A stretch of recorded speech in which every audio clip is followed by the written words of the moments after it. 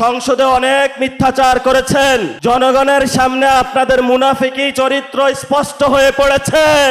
এখন হলো গদি আমাদের টান দেওয়ার সুযোগ এসেছে। আমরা স্পষ্ট জানিয়ে দিতে চাই, গ্যাস দে, বিদ্যুৎ দে, নইলে গদি ছাইড়া দে। আমাদের মাননীয় আহ্বায়ক সাহেব বক্তব্য দিয়েছেন। উনি স্পষ্ট বার্তা দিয়েছেন জাতির উদ্দেশ্যে। পিছনে আসেন। জাতির উদ্দেশ্যে স্পষ্ট বক্তব্য দিয়েছেন, বাংলাদেশের ঘরে ঘরে গ্যাস দিতে হবে, বিদ্যুৎ দিতে হবে। তাহলে তারেক রহমান যদি না দিতে পারে উনি ক্ষমতায় থাকতে পারবেন না। আমি ছোট্ট একটা স্মৃতি বলবো। 2013 সাল বেগম খালেদা জিয়া ঠিক এই জায়গায় বক্তব্য দেওয়ার জন্য এসেছিলেন। আমিও এইখানে এসেছিলাম, আপনাদের কাতারে ছিলাম। এখানে দেখি চেয়ার নিয়ে মারামারি শুরু করে দিয়েছিল তৎকালীন ছাত্রদল যুবদল। ওই সময় বুঝেছিলাম এরা হাসিনাকে ফালাইতে পারবে না। তখন আমরা ইনশাআল্লাহ পুরো বাংলাদেশে গুছানোর কাজ আরম্ভ করি। 17 বছর লেগেছে। সকল দল মিলে ফ্যাসিবাদী সরকারকে বাংলাদেশ থেকে বিতরণ করেছে। এখন আমরা শুনতে পাচ্ছি বাংলাদেশে নাকি আপা টুপ করে ঢুকে পড়বে। আমরা বাইচে থাকতে আপা আসতে পারবো? বাংলাদেশে যারা তরুণ প্রজন্ম রয়েছে, আপনারা সবাই ঐক্যবদ্ধ হন, বাসায় বাসায় যান। যে জায়গায় গ্যাস নাই, যে জায়গায় বিদ্যুৎ নাই, এলাকাবাসীকে ঐক্যবদ্ধ করে রাস্তায় নেমে পড়ুন। সরকার বলছে ভারত থেকে ডিজেল নিয়ে আসবে, তেল নিয়ে আসবে। ভারত আবার ইরান থেকে নিয়ে আসে। আমরা সরকারকে বলবো, সংসদে অনেক মিথ্যাচার করেছেন। জনগণের সামনে আপনাদের মুনাফিকি চরিত্র স্পষ্ট হয়ে পড়েছে। এখন হলো গদি আমাদের টান দেওয়ার সুযোগ এসেছে। আমরা স্পষ্ট জানিয়ে দিতে চাই, গ্যাস দে, বিদ্যুৎ দে, নইলে গদি ছাইড়া দে। তারেক রহমান গদি ছাইড়া দেন। যদি গদি টিকাইতে হয় বাংলাদেশে সংস্কার বাস্তবায়ন করতে হবে। বাংলাদেশে জ্বালানি সংকটের সমস্যার সমাধান করতে হবে। বাংলাদেশে ভারতের বিরুদ্ধে, অগ্রাসনের বিরুদ্ধে দাঁড়িয়ে চোখে চোখ রেখে বলতে হবে, মোদি তুমি যেমন প্রধানমন্ত্রী, আমরা বাংলাদেশের তারেক রহমান প্রধানমন্ত্রী। বাংলাদেশের আজাদী নিয়ে কোনো ছিনিমিনি খেলা চলবে না। শেষ কথা বলবো, এখানে শহীদ উসমান হাদির হাজার হাজার উত্তরসূরি দাঁড়িয়ে আছে। শহীদ উসমান হাদি ভাইয়ের হত্যাকাণ্ডের বিচার হওয়া পর্যন্ত আমরা কি মাঠ ছাড়ব? শহীদ উসমান হাদি ভাইয়ের উত্তরসূরিরা কি ঘুমিয়ে আছে? আজাদীর লড়াই চলবে। সে লড়াই ঐক্যবদ্ধ হন। অতি সত্বর আমাদের বাংলাদেশে ঢাকা উত্তর সিটি কর্পোরেশন, ঢাকা দক্ষিণ সিটি কর্পোরেশনে মেয়র ঘোষণা হবে।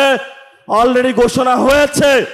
সিটি কর্পোরেশনের বিভিন্ন জায়গায় আপনারা কাউন্সিলর হওয়ার প্রস্তুতি নেন, এবং যারা মহিলা কাউন্সিলর হওয়ার প্রস্তুতি নিচ্ছেন আপনারা হলো সর্বসম্মতিক্রমে প্রস্তুতি নিয়ে ইনশাআল্লাহ ঢাকার 2টি মেয়র এনসিপির ঘরে থাকবে এবং কাউন্সিলর এনসিপির ঘরে থাকবে। সবাই সুন্দরভাবে এখান থেকে যাব। কেউ যদি প্রোগ্রামের আশেপাশে ডিস্টার্ব দেওয়ার চেষ্টা করে, ঢাকাবাসী আজকে আপনারা তীব্র লোডশেডিং এবং গ্যাস সংকটের মুখোমুখি হচ্ছে। আজকে গ্যাসের সংকটের কারণে পরিবহন খাত, নিত্যদ্রব্য মূল্যের দাম থেকে শুরু করে প্রত্যেকটি সেক্টরের প্রভাব পড়তে শুরু করেছে। আপনারা আগে যেই সিএনজিতে 200 টাকা ভাড়া দিয়ে যাতায়াত করতেন, সেই সিএনজি ভাড়া আজকে 300 থেকে 350 টাকা হয়ে গিয়েছে। আজকে বিদ্যুৎ ও জ্বালানি প্রতিমন্ত্রী এই সংকট কবে সমাধান হবে সেই বিষয়ে এখন পর্যন্ত কোনো সুনির্দিষ্ট বক্তব্য দিতে পারেননি। আজকে প্রত্যেকটি সেক্টরে যে চুরি এবং ডাকাতি হয় তার সুশীল ভাষা হচ্ছে সিন্ডিকেট। সদরঘাটে যে বাদামতলি বাজার আছে, গত পরশু প্রথম আলোতে রিপোর্ট হয়েছে প্রত্যেকটি ফলের ট্রাকে 2000 করে টাকা নেওয়া হয়ে থাকে। এই টাকা ওই সদরঘাটের যে সংশ্লিষ্ট থানা যুবদলের সভাপতি তার তত্ত্বাবধানে প্রত্যেকটি ট্রাক থেকে 2000 টাকা নেওয়া হয়ে থাকে। অথচ সরকারি খরচ ইজারা বাবদ মাত্র 100 টাকা।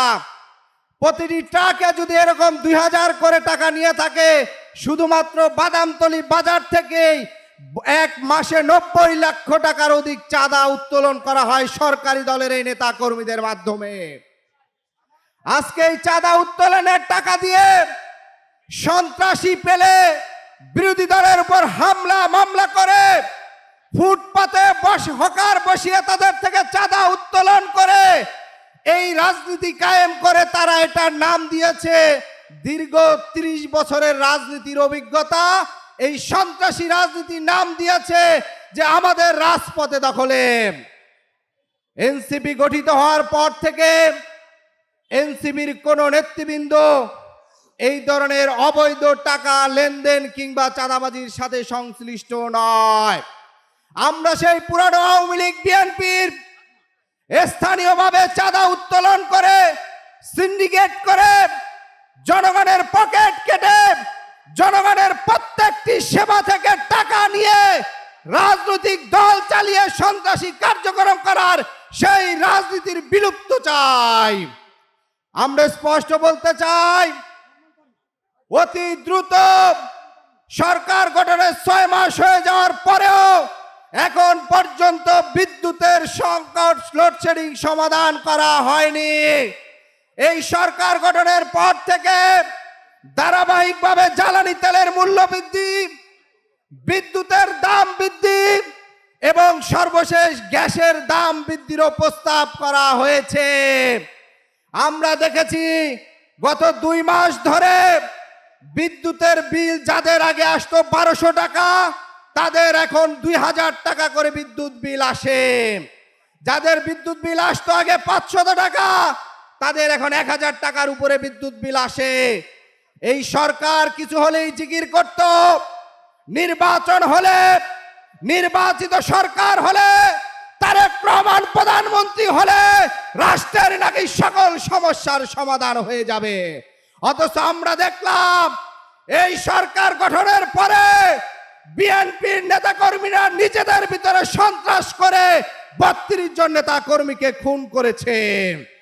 যারা নিজের দলের নেতা কর্মীকে ওই চাঁদার পয়সার জন্য সন্ত্রাসী কার্যক্রমের জন্য খুন করতে পারে, তাদের কাছে বাংলাদেশের মানুষ নিরাপদ নয়। তারা স্লোগান দেয় সবার আগে বাংলাদেশ, অথচ তাদের সবার আগে তাদের পকেট ভরা হয়, সবার আগে বিএনপি করা হয়। প্রত্যেকটি জায়গায় বিএনপির দলীয় নেতা কর্মীদেরকে নিয়োগ করে আরো বেশি নাজেহাল করা হচ্ছে। আমরা দেখতে পেয়েছি ঢাকার 2 সিটি কর্পোরেশনে যারা নির্বাচনে ফেলটুস মেরেছে তাদেরকে প্রশাসক বসিয়ে এক ধরনের আরো রিওয়ার্ড দেওয়া হয়েছে। তারা সরকারি এই যে ঢাকা দক্ষিণ সিটি কর্পোরেশন রাষ্ট্রীয় কোষাগার ব্যবহার করে আব্দুল সালাম ভাই, তিনি একজন বীর মুক্তিযোদ্ধা, তার সেই 71-এর ভূমিকাকে শ্রদ্ধা করি। কিন্তু তিনি যখন এই রাষ্ট্রীয় ঢাকা দক্ষিণের প্রশাসক বসেছেন, দক্ষিণের প্রত্যেকটা গলিতে গলিতে সিটি কর্পোরেশনের লোগো আর তার নিজের ছবিটা নিয়ে তিনি হচ্ছে নির্বাচনের প্রচারণা করছেন। সরকারি পদে থেকে রাষ্ট্রীয় কোষাগারের টাকা ব্যবহার করে আগামী নির্বাচনে প্রভাব বিস্তার করার জন্য এই ধরনের ন্যাক্কারজনক পদক্ষেপের আমরা তীব্র নিন্দা জানাই। স্পষ্ট করে বলতে চাই, যারা এই প্রশাসকের দায়িত্ব পালন করছে, আগামী স্থানীয় নির্বাচনে নিরপেক্ষভাবে নির্বাচন অনুষ্ঠিত হওয়ার জন্য এই প্রশাসকের কেউ নির্বাচনে দাঁড়াতে পারবে না। এনসিপির জিন্দাবাদ, বাংলাদেশ জিন্দাবাদ, ইনকিলাব জিন্দাবাদ।